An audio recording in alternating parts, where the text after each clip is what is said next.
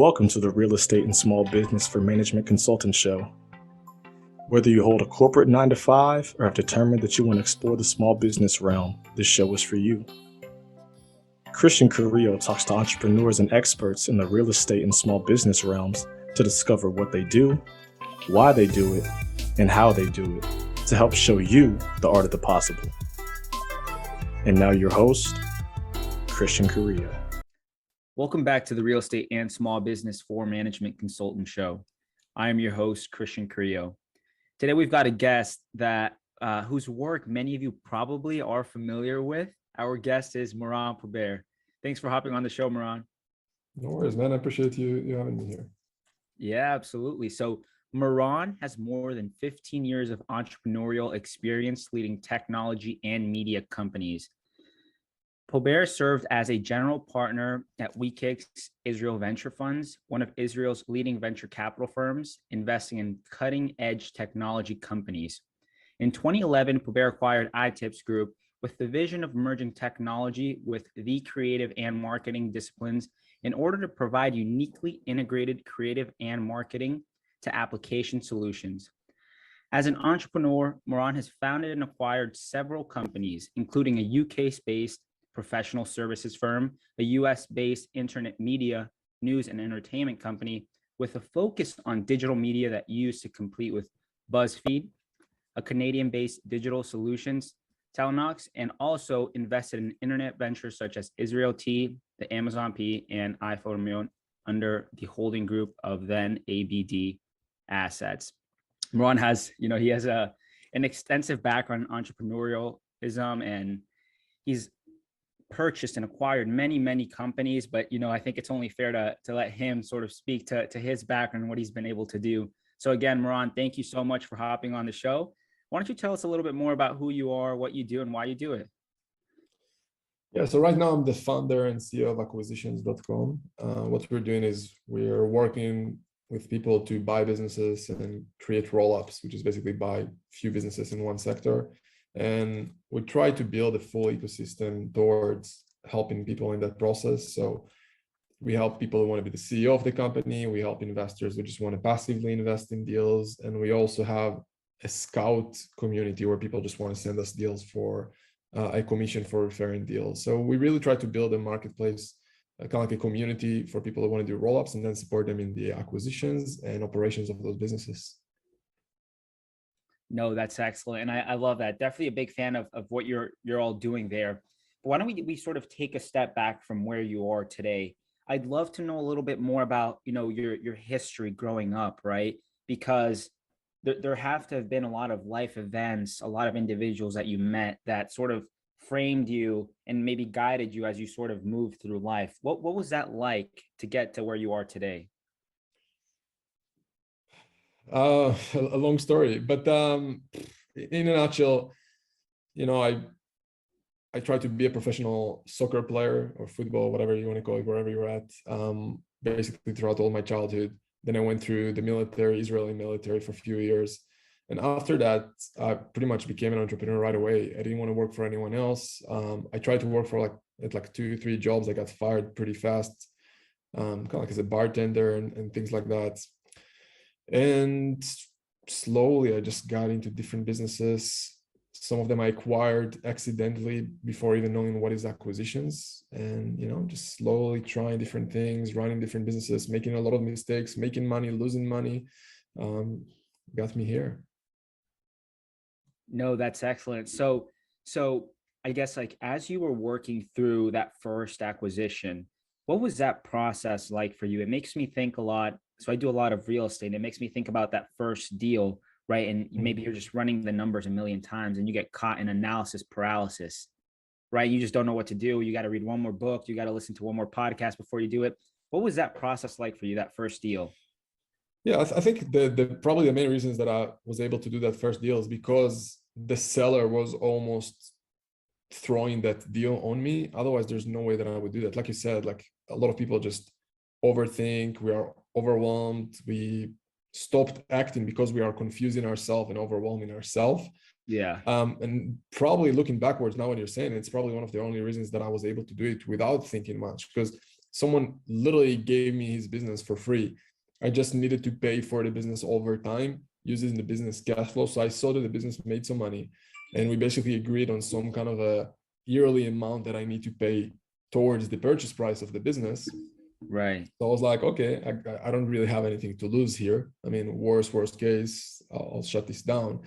So that's what got me the first one. And I was like, okay, this is interesting, right? I'm buying something that someone worked for years to build, and I'm getting access right away into the track record, into revenues, profits, access to employees, to softwares. And that idea got me hooked, especially knowing and understanding how difficult it is to start a business from scratch, because I tried that as well in the past. And for everyone who started a business from scratch, or even trying to grow organically, it's difficult. It's a messy process. So yeah. Yeah, no, I love that. And like this whole idea of leverage, right? You mentioned using their track record, their history, their customer base. I think that that's incredibly insightful. And to a point you mentioned earlier, you talked about paying for the business with the cash flow from the business, right? So a creative sort of acquisition style. When I think about buying businesses, and maybe your listeners think this the same, I always think about like, oh, I have to go get some conventional financing from a bank, or I have to pay for it all in cash. But it seems like what you're doing is there are so many different ways to acquire businesses. Is that correct? So it depends on how much you want me to dive in. There are dozens of different places to get capital to purchase a business. And some businesses you don't even need to pay capital, especially if the business is distressed. You can pretty much take those businesses for free if the seller is super motivated to sell the business. Okay. So as long as he's motivated, you can be really creative and find a lot of sources for that capital. And we call them deal structures. But in the end of the day, if it's a good business, we do need to pay something for that business. The question is where the money is coming from. And it doesn't necessarily need to come from our pockets, from our after taxes money. And that's, I think, what I really created and learned over the years is how to be super creative and have lower cost of capital when we want to do those acquisitions. I love that. So if you don't mind, could you take us like maybe through, there has to have been maybe one business that you acquired where you're like, oh, this was a perfect turnout, right? Or I love how we structured this. Could you take us sort of what that looks like? I think it would be good for our listeners to sort of understand what you're dealing with on a day-to-day basis and how exactly it is that you're acquiring businesses, right? We talked a little bit earlier about syndications and how you've sort of leveraged that model as well. Yeah, 100%. So I can walk you through two deals. One of them is very similar to real estate, where we are using debt financing, and one of them where we don't even need that. So actually, my first deal was a deal where I didn't even need a bank or an investor or understanding what is even a deal structure. All I needed was a motivated seller that was willing to basically defer payments that we agreed on over a period of time, right? So that's one deal structure where you don't even need banks, you don't even need investors, you just need someone who is motivated enough to sell. And hopefully it's a business that you see some kind of an upside, or at least you have a purchase price that you can pay over time, and you know that you have enough cash flow each year to pay back that purchase price, right? So that's one deal. But then, like, I bought a company that was very similar to just doing a real estate deal, right? So we went out there, we get the bank to provide part of the money. We basically also was able to get the seller to finance part of it, and maybe I needed like a small equity amount, right? So how we're doing that, it's really on a deal by deal basis. But in the end of the day, when we have a deal, we're looking at the numbers, we try to understand how motivated the seller is and what he would be willing to accept for the deal. And then we're going out there and seeing, okay, how much money do we need to raise? What are the sources of capital we can get access to? Which in a nutshell, it's debt and equity, right? All the deal structures is pretty much just like all other different ways to get either debt or equity. And based on what we can find, which we have dozens of different ways to find debt and equity, we then come back to the table and try to close a deal that is hopefully a win-win for everyone. No, that's exceptional. So as you're looking at all of these businesses that could be acquired, are there certain industries or verticals that you like to focus on? I know we talked a little bit about like you focusing on tech and marketing and whatnot. Are there specific verticals or sectors that you focus on?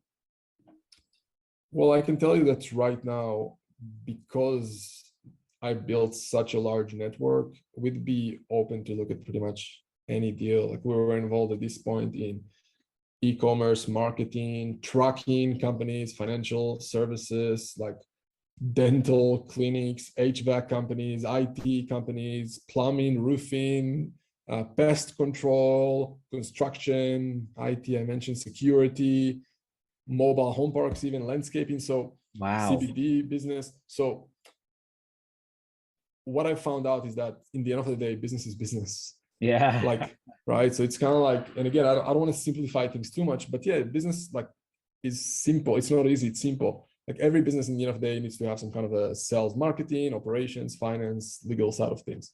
And when it comes to acquisitions, it's very similar. You have simple steps that you need to follow in order to do a deal. And if you can understand and master those processes, you can then scale it and do it in a lot of industries. Obviously, you do want to have someone that understands something about the sector. Otherwise, you'll have a longer learning curve to understand the sector. But when you do have someone who understands the sector, everything around that is more about understanding those processes and just executing them better with, more consistency and just more attention to details, I'd say. No, I love it. And I think you hit on some golden nuggets that I want to sort of touch on there. You mentioned, whenever you're chasing an acquisition or following an acquisition, pursuing one, that you want to ensure that you have someone on the team that understands the sector and the processes. So to that end, when you're looking at acquiring businesses, would you say that, partnerships, team members, and so on are very important in your growth and operations? Or is I think that it's obviously always helpful. At the same time, we work with people who, like, I'm thinking about a guy who's used to play music for a living, or a guy used to drive limos for a living, and bought businesses in sectors they know nothing about. Obviously, it's going to be a bit more challenging if they know nothing about it, but as long as they're willing to be committed and learn the process and at least have some kind of a transition period with the seller to support in the education, then I think it's very doable. But I think as long as you have the understanding that you don't know anything about the sector, you do need to learn about it, that's okay. Because, for example, like if you'll go right now and try to buy businesses in the SaaS space, which is software as a service, and you don't understand basic lingo of that sector, like people will look at you weird if you don't know what is ARR or MRR, or like, which is annual recurring revenue or monthly recurring revenue, or APRU, like different, or churn, right? Different terms that are very much used in that space. But if you're going to talk to a construction person, they'll be like, what are you even talking about? Right? So it's kind of like understanding that there's a language to each sector and having that commitment and willingness to learn everything you can about it. Then I think you can get into any sector you can, but obviously there are better sectors to each individual based on their past experience, performance, like contacts, and just passion and curiosity. I love that. I love that. So this sort of leads me to my next question, right? You talked a little bit about your first deal and how you were able to navigate that and how the seller sort of helped you through the process. But then, whether it's the compound effect or I'm not even sure how exactly you did it, right? You started to grow massively fast, right? What was that scaling process like for you? Was it just like you got into that first deal and your confidence was boosted? You made mistakes, you learned along the way. What was that process like for you? I think I'm still making a lot of mistakes. All of us do. And if I wouldn't make mistakes, then I'm not growing fast enough. So I don't think I'll ever stop making mistakes. I'm constantly making them. I lost and had to shut down like 8-figure a year businesses because of, call it mistakes or call it lack of experience. So I think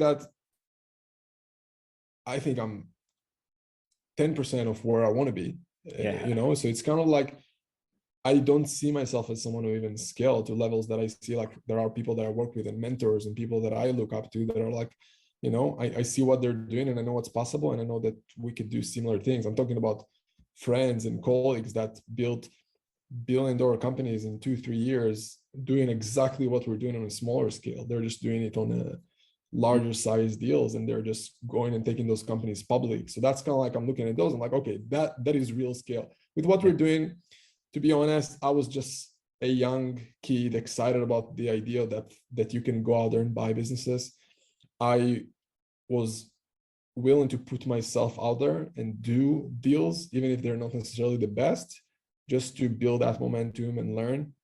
And I think I was just willing to fail. Like, I was always willing to invest in myself. That's what was allowing me to continue and grow. And hopefully I'm still trying to do it every day now.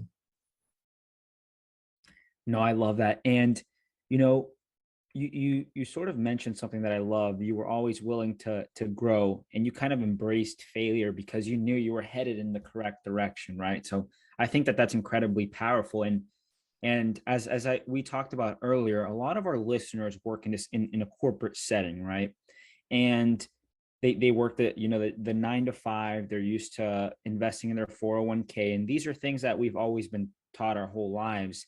And maybe they're listening to this episode and they're thinking, man, I would love to buy a company, but I just don't have the time. I just don't have the time. And it's something that I think we hear a lot about, and maybe we need to practice time blocking, or we need to figure a schedule out, right? But for those individuals, you mentioned that, you've seen a complete spectrum of people, whether it's limo drivers and whatnot, buy businesses. It makes me think, okay, if these kind of people are doing it, can other people do it that have regular 9 to 5 jobs, right? What would you say to our listeners that are thinking that? I think that they first need to commit to whatever they want. I think that's the biggest challenge with every human being, is the fact that we are not clear about what we really want. And many times, if we are not clear on that, we just end up in a random place that we didn't have the intention to end up at. So it starts there. Like, what do you want? Where do you want to be in 1, 3, 5, 10 years from now? And if you don't know the specifics, have at least some kind of an idea, so you have a compass to to go towards to. After you have that commitment and clarity, everything else is easy, because everyone can find 1 or 2 hours a day to work towards something they really want. And I can tell you, with 1 or 2 hours a day, you can buy businesses, right? There's only so much. When you want to go out there and buy a business, there's only so much you can do every day. It's not like you need to work 12 hours a day. You might have more work like during due diligence period, okay, but it's not even your work if you bring in advisors and whatnot. But you just need to be there and have more, and bring in more attention, perhaps. So I would say, if you have a clear vision of where you want to be, then you'll find the time, because you'll have different priorities. You will stop watching that latest TV show or the latest game in the weekend, and you'll find the education that you need to get the results that you want. But I think it starts with, most people just don't know exactly what they want, and they end up just waking up to the same day that they're used to, right, without taking the initiative to become someone else. And I'll just say one last thing. The biggest challenge that I see people have in life that want to be entrepreneurs, to buy business or just to do something else, is the idea that it's very difficult to change our perspective, because we make decisions based on who we are today, but it's very difficult to think like the person we want to become, right? It's kind of like getting in shape. Someone who is unhealthy and is overweight, they're thinking differently about health, fitness, nutrition. And it's not until they start to think like someone who's healthy and fit that the body follows and they become fit and healthy. Same here with being an entrepreneur, doing acquisitions, for example. Until you start to think like a CEO, an entrepreneur, someone who's a deal maker, an investor, who's willing to be resourceful to go out there and find deals and raise capital, and you start to think and act like that person, it's going to be very difficult to change. Right. No, I think that's powerful. I think that's powerful. And so, to sort of add to that, you kind of hinted at this a little bit, but having maybe like your why, right? Simon Sinek says, what is your why, right? Why exactly are you doing what you're doing? And it's something we like to ask the people that we're interviewing as well, right? Ron, you work incredibly, an insane amount, right? Let's be honest. You work a lot, and you mentioned that you're only, 10% of where you want to be now. What is your why? Like, what is pushing you to keep going and keep trying to grow? I love this question, because it's allowing me to check with me on what am I doing. So I think for me at this point, it's about trying to figure out my potential. So I really like the quote that says, hell on earth would be to meet the person you could have been. So it's kind of like, what else we got to do at some point? Like for me, I don't really have to work right now if I don't want to. At the same time, I had those periods in my life when I'm traveling a lot, or like doing nothing basically. And there's only so many pina coladas you could drink before you, at least me, before I want to shoot myself basically, right? So I like doing the work, and I believe that the chase towards something is the reward, right? Because in the end of the day, like we spend 99% of our life in the pursuit towards something and only 1% in the achievement, if you, hopefully you're achieving what you want. So I think life in general is about, as cheesy as it sounds, enjoying that journey, that chase towards a better version of yourself without being attached to becoming that person. That's exceptional. I love that. I love that. And, Moran, it has been truly a pleasure here getting to know more about you. And I'm sure that our listeners picked up on some golden nuggets. I think you really hit the nail on the head on a lot of topics, ranging from, ensuring that you're continually learning to knowing that you're going to make mistakes and it's okay, right? But if you're going to fail forward and keep going. I think that's all very powerful, and sort of what you just mentioned, right? It's all about the journey. I think that that's powerful because you learn throughout the process, right? And I love that. Are you ready here for our quick response round? Yeah, let's do it. All right. First one's a tough one. So if you lost it all today, what would you do? I would probably go out there, so assuming that I have my current skill set, I would go out there and find someone that I believe I can add value to, an existing business owner that I believe I can add value to. And I will tell him, look, I will work 24/7 in your business, and let's peg a valuation of your business on today's value. And every dollar that I'm adding to your top line or bottom line or whatever we agree on, or to the overall valuation, I want X% of the upside. And I'll negotiate at 50%, 30%, 20%, and I'll work and I'll do whatever needed with that business to increase profits, to increase revenues, and perhaps even to go out there and do more acquisitions and grow that business and become a major partner in that business. I love that. And I like how you started off with, you still have your knowledge, right? You could take all the business I have, but my knowledge, you can't take it, right? So you're just going to go out there and rebuild the empire. Yep. I love that. Going forward, what do you have planned in your business and why? Yeah, so I'm mostly excited about just doing more deals with our community. And I don't care who wants to be in that ecosystem of acquisitions, I want to support them. So I want to support scouts who want to find deals for money. I want to support CEOs who want to operate businesses that grows by acquisitions. And I want to support investors who just want to passively invest in deals.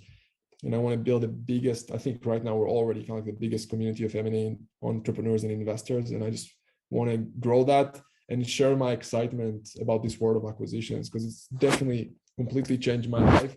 And I know that when I realized for the first time that I can buy an existing business that's already got revenues and profits, and I learned that I don't necessarily need to come up with my own dollars, it completely changed the way I look at the world. And I'm, as weird as it sounds, I'm even more excited about this world of acquisitions every day that goes by. And I know it can change a lot of people's life. And I'm still a capitalist. So at the same time, I know it can build my net worth to much bigger places. So yeah, that's kind of the plan. I love that. It's powerful. If you could give our listeners one piece of advice today, what would it be? I would say, remember that the chase is the reward. It's so difficult because our ego purpose is to always find a journey that the ego convince yourself that somewhere there's going to be a jackpot, right? Okay, this next thing is going to be the jackpot, but there's no really jackpot. The actual jackpot is the pursuit and it's the chase. And as long as you understand that your mind's playing games with you, I think it's really what allowed me to let go and try at least to enjoy as much as I can every day. That's very powerful. All right, Moran, this last one is for you. I think you're doing some amazing work. And to the point that you mentioned, this can literally change a person's life, right? And it's all about systems and processes following, if A, then B, if B, then C, and knowing that you have what you mentioned, an ecosystem to support you, right? How can our listeners get to know more about you and connect with you? Best place is probably acquisitions.com. And if you just want to watch a lot of my videos talking about acquisitions forever, just search my name on YouTube. Just Moran Pober. Yeah, you'll see. I think I have like 400 plus videos at this point. Like 99% of, like 90+% of them are about acquisitions. So I love that. Moran, again, thank you so much for hopping on the show today as a guest. It was truly a pleasure connecting with you. You know, we're a big fan of what you're doing, and we're sure that this episode is going to add a lot of value to our listeners. So again, thank you so much, and I hope we get to chat soon. Sounds good, man. I appreciate it. It was great chatting with you, man. Thank you. All right, take care of yourself. Thank you for listening to the Real Estate and Small Business for Management Consultants Show, brought to you by Quetzal Capital Group. Quetzal Capital Group works with investors nationwide to invest in real estate while also looking to add value in the communities where they operate. Quetzal Capital Group, client-centered, data-driven, result-oriented.